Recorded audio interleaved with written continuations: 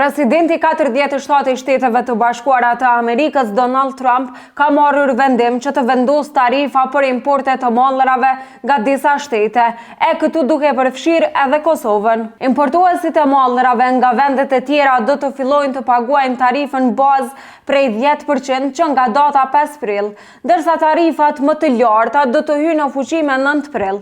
Në njoftimin e së mërkurës në Shtëpinë e Bardhë, Trump tha se masat ishin të nevojshme sepse vendet po përfitonin nga SBA duke vendosur tarifa të larta dhe pengesa të tjera tregtare.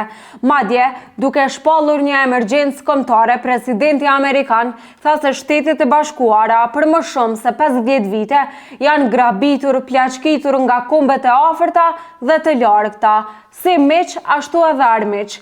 Sipas CNN, politika e re përfaqëson një ndryshim dramatik në politikën tregtare dhe ekonomike globale. Këtu janë 185 tarifa që Trump i ka shpallur, e që në mesin e tyre është edhe Republika e Kosovës, të cilës i ka vendosur 10%, ndërsa disa prej vendeve që u ka vendosur tarifat më të larta janë Vietnami me 46%, Kambodja me 49%, Laos me 48%, Lesotho me 50%, si dhe Saint Pierre dhe Miquelon 50%, por kush janë dy shtete që nuk u prekën nga këto tarifa? Sipas BBC, për momentin Shtëpia e Bardhë tha se ndryshimet e fundit nuk do të jenë për Meksikën dhe Kanadon, dy nga partnerët më të afërta tregtare të Amerikës, ndërsa aleatë të tjerë do të përballen me tarifa të reja, këtu duke përfshirë 10% për Mbretërinë e Bashkuar dhe 20% për Bashkimin Evropian.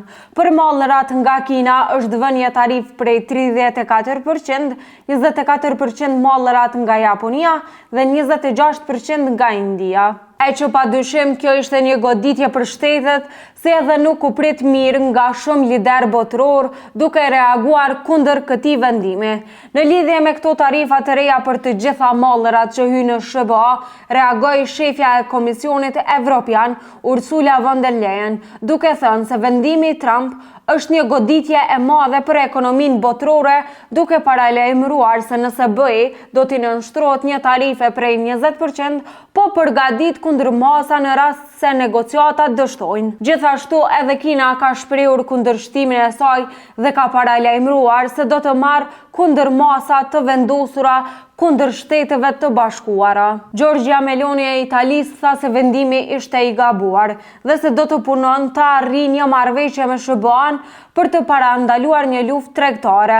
Gjithashtu, reagime pati edhe nga Tajvani, Korea e Jugut, Japonia, Izraeli, Australia e Brazili. Kurse me njëherë pas njoftimit të Trump, sekretari amerikan i thesarit Scott Bessent paralajmëroi vendet që të mos hakmeren dhe të ulën e t'i pranojnë ato tarifa.